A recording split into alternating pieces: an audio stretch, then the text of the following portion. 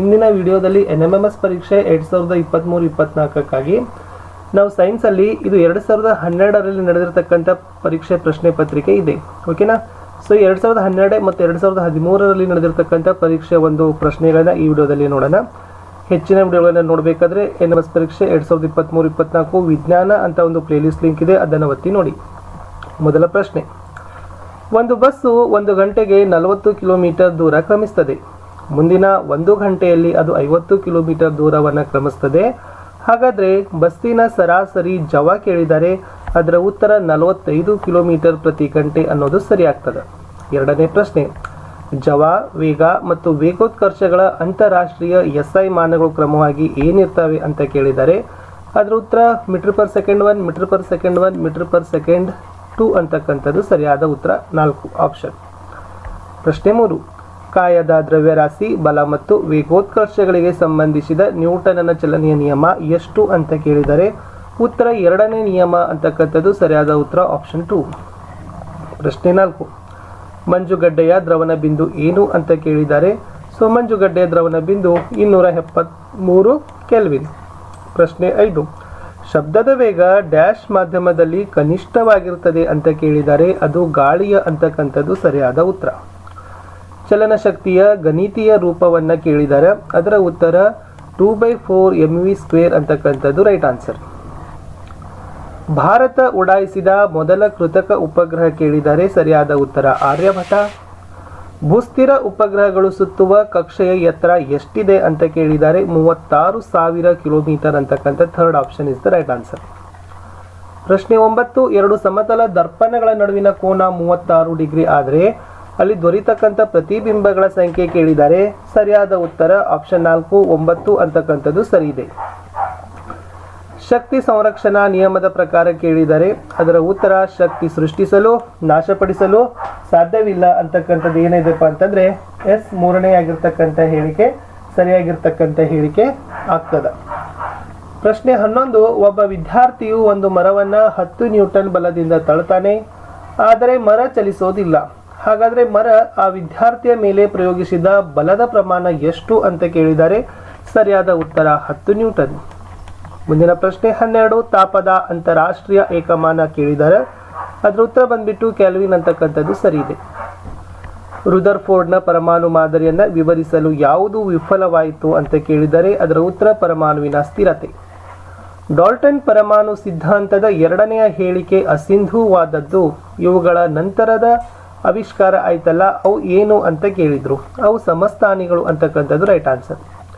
H2SO4ನ ಅನುರಾಶಿ ಎಷ್ಟು ಅಂತ ಕೇಳಿದರೆ ಸರಿಯಾದ ಉತ್ತರ 98 ಗ್ರಾಂ. 1 ಗ್ರಾಂ ಹೈಡ್ರೋಜನ್ ಅಣುವನ್ನು ಉತ್ಪಾದಿಸಲು ಎಷ್ಟು ಗ್ರಾಂಗಳಷ್ಟು ಮೆಗ್ನೀಸಿಯಂ ಬೇಕಾಗ್ತದೆ ಅಂತ ಕೇಳಿದರೆ ಸರಿಯಾದ ಉತ್ತರ 12. ಮೂಲ ವಸ್ತುಗಳ ಕ್ರಿಯಾಪಟುತ್ವದ ಇಳಿಕೆ ಆಧಾರದಲ್ಲಿ ಸರಿಯಾದ ಅನುಕ್ರಮ ಕೇಳಿದರೆ ಸರಿಯಾದ ಉತ್ತರ ಬರ್ತದೆ NaFeCuAg ಅಂತಕ್ಕಂಥದ್ದು ರೈಟ್ ಆನ್ಸರ್. ಕೆಳಗಿನವುಗಳಲ್ಲಿ ಉತ್ಕರ್ಷಣಕಾರಿ ಯಾವುದು ಅಂತ ಕೇಳಿದರೆ 18ನೇ ಪ್ರಶ್ನೆಯ ಉತ್ತರ ಹೈಡ್ರೋಜನ್ ಪರಾಕ್ಸೈಡ್ ಅನ್ನೋದು ಸರಿ ಇದೆ. ಪ್ರಯೋಗಶಾಲೆಯಲ್ಲಿ ಕ್ಲೋರಿನ್ ತಯಾರಿಸುವಾಗ ಬಿಡುಗಡೆಯಾದ ಅನಿಲ ನೀರಿನ ಮೂಲಕ ಹಾಯಿಸಬೇಕು ಏಕೆಂದರೆ ಕೇಳಿದರೆ ಶುದ್ಧೀಕರಣಕ್ಕಾಗಿ ರೈಟ್ ಆನ್ಸರ್. ಕ್ಲೋರಿನ್ ಚಲುವೆಕಾರಿ ಮತ್ತು ಕ್ರಿಮಿನಾಶಕ ಗುಣಕ್ಕೆ ಕಾರಣವಾಗಿರೋದು ಅಂತ ಕೇಳಿದರೆ ಸರಿಯಾದ ಉತ್ತರ ನೇಸೆಂಟ್ ಆಕ್ಸಿಜನ್ ಅಂತಕ್ಕಂಥದ್ದು ರೈಟ್ ಆನ್ಸರ್. ಸತುವಿನ ಪರಮಾಣು ಸಂಖ್ಯೆ 30, ಅದರ ವೆಲೆನ್ಸಿ ಏನು ಕೇಳಿದರೆ 21ರಲ್ಲಿ ಉತ್ತರ 2 ಅಂತಕ್ಕಂಥದ್ದು ಸರಿ ಇದೆ. ದ್ರವಿಸಿದ ಸೋಡಿಯಂ ಕ್ಲೋರೈಡ್ನ ಮೂಲಕ ವಿದ್ಯುತ್ ಪ್ರವಾಹ ಹಾಯಿಸಿದಾಗ ಏನಾಗ್ತದೆ ಕೇಳಿದ್ರು, ಅದು ಕ್ಲೋರಿನ್ ಅನಿಲ ಧನ ವಿದ್ಯುದಾಗ್ರದ ಮೇಲೆ ಬಿಡುಗಡೆಯಾಗ್ತದೆ ಅಂತಕ್ಕಂಥದ್ದು ಸರಿಯಾಗಿರ್ತಕ್ಕಂಥ ಉತ್ತರ ಇತ್ತು. 23, ಲೋಹ ಮತ್ತು ಅಲೋಹದ ಭಾಗಗಳು ಪರಸ್ಪರ ವಿನಿಮಯಗೊಳ್ಳುವುದನ್ನು ಈ ವಿಧದ ರಾಸಾಯನಿಕ ಕ್ರಿಯೆಯಲ್ಲಿ ಕಾಣ್ತೀವಿ ಅಂತ ಕೇಳಿದರೆ ಅದು ರಾಸಾಯನಿಕ ದ್ವಿವಿಭಜನೆ ಅನ್ನೋದು ಸರಿ ಇದೆ. ವಾಲ್ವಕ್ಸ್ ಮತ್ತು ಪೆಂಡೋರಿನ್ ಇವು ಏನು ಅಂತ ಕೇಳಿದರೆ 24ರಲ್ಲಿ ಉತ್ತರ ವಸಾಹತುಗಳಲ್ಲಿ ಜೀವಿಸ್ತಕ್ಕಂಥ ಏಕಕೋಶ ಜೀವಿಗಳು.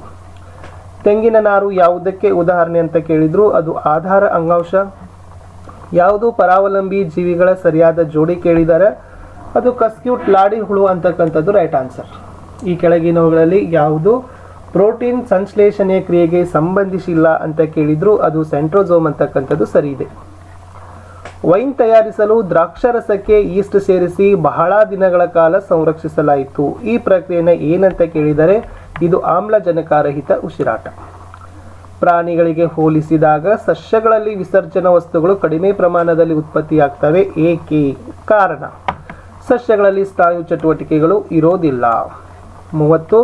ನಾವು ವೇಗವಾಗಿ ಓಡುವಾಗ ಉಸಿರಾಟದ ವೇಗ ಹೆಚ್ಚುತ್ತದೆ, ಹೃದಯದ ಬಡಿತವು ಹೆಚ್ಚಾಗುತ್ತದೆ. ಈ ಸಹಕಾರವನ್ನು ಸಾಧ್ಯವಾಗಿಸೋದು ಏನು ಅಂತ ಕೇಳಿದರೆ ನರವ್ಯೂಹ. ಆಂತರಿಕ ಗರ್ಭಧಾರಣೆ ಯಾವ ಜೀವಿಗಳಲ್ಲಿ ನಡೆಯೋದಿಲ್ಲ ಅಂತ ಕೇಳಿದರೆ ಅದಿರ್ತಕ್ಕಂಥದ್ದು ಆಯ್ಕೆ 2 ಮೀನು ಮತ್ತು ಕಪ್ಪೆಗಳು. ಸಮುದ್ರ ತೀರದ ಪ್ರದೇಶಗಳ ಮಣ್ಣು, ನೀರು ಮತ್ತು ಆಹಾರದಲ್ಲಿ ಅಯೋಡಿನ್ ಅಂಶ ಹೆಚ್ಚಾಗಿರಲು ಕಾರಣ ಈ ಪ್ರದೇಶಗಳಲ್ಲಿ ವಾಸಿಸೋ ಜನರಿಗೆ ಸಾಮಾನ್ಯವಾಗಿ ಈ ರೋಗ ಬರೋದಿಲ್ಲ ಅಂತ ಕೇಳಿದರೆ ಗೈಟರ್ ಅಥವಾ ಗಳಗಂಡ ರೋಗ. ಕಪ್ಪು ಮಣ್ಣು ಕೃಷಿಗೆ ಅತ್ಯಂತ ಸೂಕ್ತ. ಇದಕ್ಕೆ ಯಾವ ಕಾರಣ ಅತಿ ಸೂಕ್ತವಾದದ್ದು ಅಂದರೆ ಹೆಚ್ಚು ತೇವಾಂಶ ಮತ್ತು ಸಾವಯವ ವಸ್ತುಗಳನ್ನು ಹೊಂದಿದೆ. ಜೀವಿಗಳು ಮತ್ತು ಅವುಗಳ ವೈಜ್ಞಾನಿಕ ಹೆಸರುಗಳ ಸರಿಯಾದ ಜೋಡಿ ಕೇಳಿದರೆ ಸರಿಯಾದ ಉತ್ತರ ಆಪ್ಷನ್ 1 ಬರ್ತದೆ. ಅಂದರೆ ನಾಯಿಗೆ ಕ್ಯಾನಿಸ್ ಫೆಮಿಲಿಯಾರಿಸ್ ಅಂತಾರೆ, ಅರಳಿ ಮರಕ್ಕೆ ಪೈಕಸ್ ರಿಲಿಜಿಯೋಸಾ ಅಂತಾರೆ, ಕುದುರೆಗೆ ಈಕ್ವಸ್ ಆಸಿನಸ್ ಅಂತಾರೆ. ಡಿ ಕತ್ತೆಗೆ ಇಲ್ಲ. ಎಸ್ ಸಿಗೆ ಕುದುರೆಗೆ ಈಕ್ವಸ್ ಕ್ಯಾಬಲಸ್ ಅಂದರೆ ಕತ್ತೆಗೆ ಈಕ್ವಸ್ ಐಸಿನಸ್ ಅಂತ ಕರೀತಾರೆ. ಇದು 4th ಅಲ್ಲಿ ಇರ್ತಕ್ಕಂಥದ್ದು. ಲಾಸ್ಟ್ ಕ್ವಶನ್, ಮೈಟ್ರೋಕಾಂಡ್ರಿಯಾದ ಮಾತೃಕೆಯಿಂದ ಪ್ಲಾಸ್ಟಿಡ್ನ ಮಾತೃಕೆಗೆ ಒಂದು ಜೈವಿಕ ಅನಿಲ ಚಲಿಸಬೇಕಾದ್ರೆ ಎಷ್ಟು ಪೊರೆಗಳನ್ನು ಹಾದು ಹೋಗಬೇಕಾಗಿತ್ತು ಅಂತ 35ನೇ ಪ್ರಶ್ನೆ ಇತ್ತು. ಸರಿಯಾದ ಉತ್ತರ 4 ಪೊರೆಗಳನ್ನು ಏನು ಮಾಡಬೇಕಾಗಿತ್ತಪ್ಪ ಅಂದ್ರೆ ಹಾದು ಹೋಗಬೇಕಾಗ್ತದೆ. ಇದು 2012ರಲ್ಲಿ ನಡೆದಿರ್ತಕ್ಕಂಥ ಒಂದು NMMSನ ಪರೀಕ್ಷೆಯ 30 ಪ್ರಶ್ನೆಗಳು ಇತ್ತು. ಇನ್ನು ಇದು 2013ರಲ್ಲಿ ನಡೆದಿರ್ತಕ್ಕಂಥ ಎಕ್ಸಾಮ್ನ ಒಂದು ಕ್ವಶನ್ ಪೇಪರ್ ಇದೆ. ಸೊ ನೋಡೋಣ, ಇದು ಕೂಡ ಮೋಸ್ಟ್ ಇಂಪಾರ್ಟೆಂಟ್ ಆಗಿರ್ತಕ್ಕಂಥ ಕ್ವಶನ್ಸ್ಗಳನ್ನೇ ನಿಮಗೆ ಆಗ್ತವೆ. ಓಕೆನಾ? ಎಸ್, ಯಾಕಂದರೆ ಈ ಕ್ವಶನ್ಸ್ಗಳನ್ನ ನೀವು ಅಭ್ಯಾಸ ಮಾಡೋದ್ರಿಂದ ಖಂಡಿತವಾಗಿ ನಿಮಗೆ ಏನಾಗ್ತದಪ್ಪ ಅಂತಂದರೆ ಯೂಸ್ ಆಗ್ತದೆ. ನೀವು ಹೆಚ್ಚು ಸ್ಕೋರ್ಗಳನ್ನು ಮಾಡಲಿಕ್ಕೆ ಕೂಡ ಸಾಧ್ಯ ಆಗ್ತದೆ. Question number 1. ಒಂದು ಕಾಯ ಎ ಇಂದ ಬಿಗೆ 40 ಮೀಟರ್ ಪರ್ ಸೆಕೆಂಡ್ 1 ಮತ್ತು ಬಿ ಇಂದ ಎಗೆ 60 ಮೀಟರ್ ಪರ್ ಸೆಕೆಂಡ್ 1 ಚಲಿಸ್ತದೆ.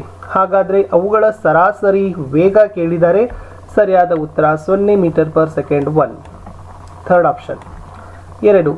ಒಂದು ಕಾಯದ ವೇಗ ಕ್ಷೀಣಿಸುತ್ತಿರುವಾಗ ಆ ಕಾಯದಲ್ಲಿ ಏನಿರ್ತದೆ ಅಂತ ಕೇಳಿದರೆ ಅದು ಋಣ ವೇಗೋತ್ಕರ್ಷ.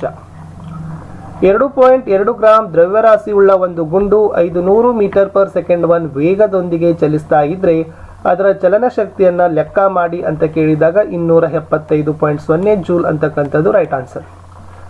ಒಂದು ಕಾಯ 4 ಸೆಕೆಂಡುಗಳಲ್ಲಿ 80 ಜೂಲ್ ಕೆಲಸ ಮಾಡಿದರೆ ಆ ಕಾಯದ ಸಾಮರ್ಥ್ಯ ಎಷ್ಟು ಅಂತ ಕೇಳಿದರೆ ಸರಿಯಾದ ಉತ್ತರ 20 ವರ್ಕ್ ಅಂದರೆ ವ್ಯಾಟ್ ಅಂತ ಹೇಳ್ತಾರೆ. ಕೆಳಗಿನ ಯಾವ ಅಲೆಗಳು ಒಂದು ಮಾಧ್ಯಮದಲ್ಲಿ ಸಾಂದ್ರೀಕರಣ ಮತ್ತು ವಿರಳೀಕರಣದ ಸರಣಿಯನ್ನು ನೀಡುತ್ತದೆ ಅಂತ ಕೇಳಿದ್ರು ಸರಿಯಾದ ಉತ್ತರ ಶಬ್ದದ ಅಲೆಗಳು. ಅಲ್ಪ ಕೋನೀಯ ಬಾಗುವಿಕೆಯನ್ನು ಹೊಂದಿರುವ ಬೆಳಕಿನ ಬಣ್ಣ ಯಾವುದು ಕೇಳಿದರೆ ಸರಿಯಾದ ಉತ್ತರ ಕೆಂಪು. ಮುಂದೆ ಬೆಳಕು ನಿರ್ವಾತದಿಂದ ನೀರಿಗೆ ಪ್ರಯಾಣಿಸಿದಾಗ ಈ ಕೆಳಕಂಡವುಗಳಲ್ಲಿ ಬೆಳಕಿನ ಯಾವ ಗುಣಲಕ್ಷಣ ವ್ಯತ್ಯಾಸವಾಗೋದಿಲ್ಲ. ಸರಿಯಾದ ಉತ್ತರ ಆವೃತ್ತಿ. ಕೊಟ್ಟಿರೋ ಚಿತ್ರದಲ್ಲಿ ಒಂದು ವಸ್ತು ಸಿ ಮತ್ತು ಎಫ್ಗಳ ನಡುವೆ ಇಡಲಾಗಿದೆ. ಈ ವಸ್ತುವಿನ ಪ್ರತಿಬಿಂಬ ಏನಾಗ್ತದೆ ಅಂತ ಕೇಳಿದ್ರು ಸರಿಯಾದ ಉತ್ತರ ಸಿ ನಿಂದ ಆಚೆಗೆ ಉಂಟಾಗ್ತದೆ ಅಂತಕ್ಕಂಥದ್ದೇ ಉತ್ತರ. ಪ್ರಶ್ನೆ 9. ಕೊಟ್ಟಿರೋ ಚಿತ್ರದಲ್ಲಿ ಎ ಮತ್ತು ಸಿ ಬಿಂದುಗಳ ನಡುವಿನ ದೂರವನ್ನು ಕೇಳಿದ್ದಾರೆ ಸರಿಯಾದ ಉತ್ತರ ಲ್ಯಾಂಬ್ಡಾ. ದೂರದರ್ಶನ ಕೇಂದ್ರಗಳು ಏನನ್ನ ಬಳಸ್ತವೆ ಅಂತ ಕೇಳಿದ್ರು ಅವು ಬಳಸ್ತಕ್ಕಂಥದ್ದು ಹೆಚ್ಚು ಆವೃತ್ತಿಯ ತರಂಗಗಳನ್ನು ಮಾತ್ರ ಅಂತಕ್ಕಂಥ ಆಯ್ಕೆ ಇದೆ ನೋಡಿ, ಅದು ಸರಿಯಾಗಿರ್ತಕ್ಕಂಥದ್ದು ಇದೆ. ಪ್ರಶ್ನೆ 11 ಬಂತು. ದ್ಯುತಿಕೋಶವನ್ನ ಬೆಳಕಿನ ಶಕ್ತಿಯಾಗಿ ಪರಿವರ್ತಿಸ್ತಕ್ಕಂಥದಕ್ಕೆ ಏನಂತ ಕೇಳಿದ್ದಾರೆ. ಸೊ 11ನೇ ಪ್ರಶ್ನೆ ಉತ್ತರ ವಿದ್ಯುತ್ ಶಕ್ತಿ. ಸಿಮ್ ಇದರ ವಿಸ್ತರಣಾ ರೂಪ ಕೇಳಿದ್ದಾರೆ. 12ನೇ ಪ್ರಶ್ನೆ ಉತ್ತರ ಸಬ್ಸ್ಕ್ರೈಬರ್ ಇಂಡೆಕ್ಸ್ ಮಾಡ್ಯೂಲ್ ಅಂತಕ್ಕಂಥದ್ದು ಸರಿ ಇದೆ. 13ನೇ ಪ್ರಶ್ನೆ ದ್ರವ್ಯಗಳ ಸಂರಚನೆಯನ್ನ ಅರಿಯುವಲ್ಲಿ ಇದು ಪ್ರಥಮ ಮೈಲಿಗಲ್ಲು ಅಂತ ಕೇಳಿದ್ದಾರೆ. ಸರಿಯಾದ ಉತ್ತರ ಡಾಲ್ಟನ್ನ ಸಿದ್ಧಾಂತ. ವಿದ್ಯುತ್ ಕ್ಷೇತ್ರದಲ್ಲಿ ಎಲೆಕ್ಟ್ರಾನ್ಗಳಿಗೆ ಹೋಲಿಸಿದರೆ ಧನಾಗ್ರ ಕಿರಣಗಳ ವಿಚಲನೆ ಏನಾಗಿರ್ತದೆ ಅಂತ ಕೇಳಿದ್ರು ಅದು ತುಂಬಾ ಕಡಿಮೆ ಅಂತಕ್ಕಂಥದ್ದು ರೈಟ್ ಆನ್ಸರ್. ವಿಸರ್ಜನಾ ನಳಿಕೆಯಲ್ಲಿ ಅನಿಲದ ರಾಶಿ ಹೆಚ್ಚಿದಷ್ಟು ಏನಾಗ್ತದೆ ಅಂತ ಕೇಳಿದ್ರು ವಿಚಲನೆ ಹೆಚ್ಚುತ್ತದೆ. ಇನ್ನು ವಿದ್ಯುತ್ ತಟಸ್ಥ ಪರಮಾಣುವಿನಲ್ಲಿ ಹೇಗಿರ್ತದೆ ಅಂತ ಕೇಳಿದರೆ, ಫಸ್ಟ್ ಒನ್, ಬೀಜ ಕೇಂದ್ರದ ಹೊರಗಿನ ಎಲೆಕ್ಟ್ರಾನ್ಗಳ ಸಂಖ್ಯೆ ಬೀಜ ಕೇಂದ್ರದ ಒಳಗಿನ ಧನ ವಿದ್ಯುತ್ ಅಂಶದ ಕಣಗಳಿಗೆ ಸಮ ಆಗಿರ್ತದೆ. ಬೋರ್ ಮಾದರಿಯ ಆಧಾರ ಭಾವನೆಯನ್ನ ಈ ಹೇಳಿಕೆ ಯಾವುದು ಪ್ರತಿನಿಧಿಸುತ್ತದೆ ಅಂತ ಕೇಳಿದ್ರು, ಪ್ರತಿಯೊಂದು ಕಕ್ಷೆಯಲ್ಲಿ ಇಲೆಕ್ಟ್ರಾನ್ ಒಂದು ನಿರ್ದಿಷ್ಟ ಪರಿಮಾಣದ ಶಕ್ತಿಯನ್ನು ಹೊಂದಿರ್ತದೆ ಅನ್ನೋದು ಸರಿ ಇದೆ. ಇನ್ನು HCl ನ ಸಾಪೇಕ್ಷ ಅನುರಾಶಿ ಎಷ್ಟು ಅಂತ ಕೇಳಿದ್ದಾರೆ, ಸರಿಯಾದ ಉತ್ತರ 36.46. 19ನೇ ಪ್ರಶ್ನೆ, CCl4 ನ ಗ್ರಾಂ ಅಪರಮಾಣು ರಾಶಿ ಎಷ್ಟು ಅಂತ ಕೇಳಿದ್ರು, ಸರಿಯಾದ ಉತ್ತರ 154.0. ಈ ಕೆಳಗಿನವುಗಳಲ್ಲಿ ಸರಿದೂಗಿಸಿದಲ್ಲದ ಸಮೀಕರಣ ಯಾವುದು ಅಂತ ಕೇಳಿದ್ರು, KNO3 KNO2 + O2 ಅನ್ನೋದು ಸರಿದೆ. ರಾಸಾಯನಿಕ ಸ್ಥಾನಪಲ್ಲಟಕ್ಕೆ ಉದಾಹರಣೆಗಳನ್ನು ಕೇಳಿದರೆ, Zn + 2HCl = ZnCl2 + H2. Manganese ಡೈಆಕ್ಸೈಡ್ಗೆ ಸಾರಯುತ hydrochloric ಆಮ್ಲವನ್ನು ಸೇರಿಸಿದಾಗ ಬಿಡುಗಡೆಯಾಗುವ ಅನಿಲ ಅಂತ ಕೇಳಿದ್ರು, ಸರಿಯಾದ ಉತ್ತರ ಕ್ಲೋರಿನ್. ಈ ಕೆಳಗಂಡ ಗುಂಪು ಧಾತುಗಳನ್ನು ಕ್ರಿಯಾಪಟು ಆಧಾರದ ಇಳಿಕೆ ಕ್ರಮದಲ್ಲಿ ಜೋಡಿಸಲಿಕ್ಕೆ ಕೇಳಿದ್ದಾರೆ, third one KNaCCU.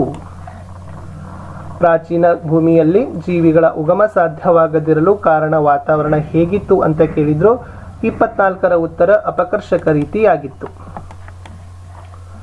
Beta carotene ಮತ್ತು ಪೋಲಿಕ್ ಆಮ್ಲವನ್ನ ವಿಟಮಿನ್ಗಳು ಅನ್ಲಿಕ್ಕೆ ಕಾರಣ ಏನು ಅಂತ ಕೇಳಿದ್ದಾರೆ, ಉತ್ತರ ದೇಹದಲ್ಲಿ ನಿರ್ದಿಷ್ಟ ವಿಟಮಿನ್ಗಳಾಗಿ ಪರಿವರ್ತನೆ ಆಗ್ತದೆ.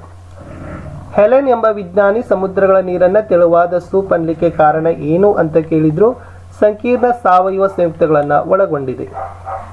ಹೂವಿನ ಈ ಭಾಗದಲ್ಲಿ ಪುರುಷ ಮತ್ತು ಸ್ತ್ರೀ ಲಿಂಗಾಣುಗಳ ಸಂಯೋಗ ಉಂಟಾಗ್ತದೆ ಕೇಳಿದರೆ, ಸೆಕೆಂಡ್ ಒನ್ ಭ್ರೂಣಸಂಭಿ. ಯಾವುದೇ ಕಿಣ್ವವನ್ನು ಹೊಂದಿರದ ಜೀರ್ಣರಸ ಏನು ಅಂತ ಕೇಳಿದ್ರು, ಪಿತ್ತರಸ ಅಂತಕ್ಕಂಥದ್ದು ಸರಿ ಇದೆ. ಮಾನವನ ಮುಂಗಾಲುಗಳು ಹಿಂಗಾಲುಗಳಿಗಿಂತ ಚಿಕ್ಕದಾಗಿರೋದ್ರಿಂದ ಅವುಗಳನ್ನು ಇಲ್ಲಿಗೆ ಸೇರಿಸಲಾಗಿದೆ ಅಂತ ಕೇಳಿದ್ದಾರೆ, ಹೋಮಿನೇಡ್ ಕುಟುಂಬಕ್ಕೆ. ಬೆಳಕು ಬೀಳದ ಸಸ್ಯದ ಭಾಗಗಳಲ್ಲಿ ಸಾಮಾನ್ಯವಾಗಿ ಕಂಡುಬರುವ ವರ್ಣಕ ಯಾವುದು ಅಂತ ಕೇಳಿದರೆ, ಅದು ಲ್ಯೂಕೋಫಾಸ್ಟ್. ಬ್ಯಾಕ್ಟೀರಿಯಾಕ್ಕೆ ಸಂಬಂಧಪಟ್ಟಂತೆ ಈ ಕೆಳಗಿನ ಹೇಳಿಕೆ ನಿಜ, ಅದೇನು ಅಂತ ಕೇಳಿದರೆ, ಸರಿಯಾದ ಉತ್ತರ ಅನುವಂಶೀಯ ವಸ್ತು ಕೋಶ ಬೀಜ ಪೊರೆಯಿಂದ ಆವೃತವಾಗಿಲ್ಲ. ಉತ್ಪಾದಕ ಸಸ್ಯವೊಂದರಲ್ಲಿ 10,000 ಘಟಕಗಳಷ್ಟು ಆಹಾರ ಶಕ್ತಿ ಇದ್ದರೆ ತೃತೀಯಕ ಭಕ್ಷಕಕ್ಕೆ ದೊರೆಯುವ ಶಕ್ತಿ ಪ್ರಮಾಣ ಎಷ್ಟು ಕೇಳಿದರೆ, 10 ಘಟಕಗಳಷ್ಟು ಶಕ್ತಿ. ಪ್ರಾರಂಭದಲ್ಲಿ ಕಂಡುಬಂದ ಜೀವದ ರಚನೆಗಳು ಉಂಟಾಗಿದ್ದು ಆಕ್ಸಿಜನ್ ಮುಕ್ತ ವಾತಾವರಣದಲ್ಲಿ ಇವುಗಳ ಶಕ್ತಿಯನ್ನು ಪಡೆಯುತ್ತಿದ್ದುದನ್ನು ಏನಂತ ಕರೀತಾರೆ, ಸಾವಯವ ವಸ್ತುಗಳ ಹುದುಗುವಿಕೆಯಿಂದ. ಒಂದು ಸಂಯುಕ್ತ ಸೂಕ್ಷ್ಮದರ್ಶಕದ ನೇತ್ರಕದ ಸಾಮರ್ಥ್ಯ 20x, ವಸ್ತುಕದ ಸಾಮರ್ಥ್ಯ 50x. ವಸ್ತುವಿನ ಗಾತ್ರ ಏನಾಗಿರ್ತದೆ ಅಂತ ಕೇಳಿದರೆ, ಮೂಲ ಗಾತ್ರಕ್ಕಿಂತ 1,000 ಪಟ್ಟು ದೊಡ್ಡದಾಗಿ ಕಾಣ್ತದೆ. ಬ್ಯಾಕ್ಟೀರಿಯಾ ಮತ್ತು ಆಕಾರಗಳನ್ನು ಹೊಂದಿಸಿ ಬರೀಬೇಕಾಗಿತ್ತು, ಸರಿಯಾದ ಉತ್ತರ ಆಪ್ಷನ್ 2 ಬರ್ತದೆ. ಅಂದರೆ ಬ್ಯಾಸಿಲಸ್ ದುಂಡಾಕಾರ, ಕಾಕೈ ಅದು ಕೂಡ ದುಂಡಾಕಾರ, ವಿಬ್ರಿಯೋ ಅರ್ಧಚಂದ್ರಾಕೃತಿ, ನೆಕ್ಸ್ಟ್ ಸ್ಪಿರಿಲೆ ಸುರುಳಿ. ಇಷ್ಟು 2012 ಮತ್ತು 2013ರಲ್ಲಿ ನಡೆದಿರ್ತಕ್ಕಂಥ NMMS ಪರೀಕ್ಷೆ ವಿಜ್ಞಾನದಲ್ಲಿ ಪ್ರೀವಿಯಸ್ ಇಯರ್ ಕ್ವಶನ್ಸ್ಗಳನ್ನು ಆನ್ಸರ್ಗಳೊಂದಿಗೆ ಹೇಳಿದ್ದೀನಿ. ಪ್ರಾಕ್ಟೀಸ್ ಮಾಡಿ, ಪಾಠದ ಡೀಟೇಲ್ ಆಗಿರ್ತಕ್ಕಂಥ ನೋಟ್ಸ್ಗಳನ್ನು ಸಹಿತ ನೋಡಿ ಅಂತ ಹೇಳ್ತಾ, ಎಲ್ಲ ವಿಡಿಯೋಗಳು ಎಲ್ಲ ವಿಷಯಕ್ಕೆ ಸಂಬಂಧಪಟ್ಟಂತೆ ವಿಡಿಯೋಗಳು ನಮ್ಮ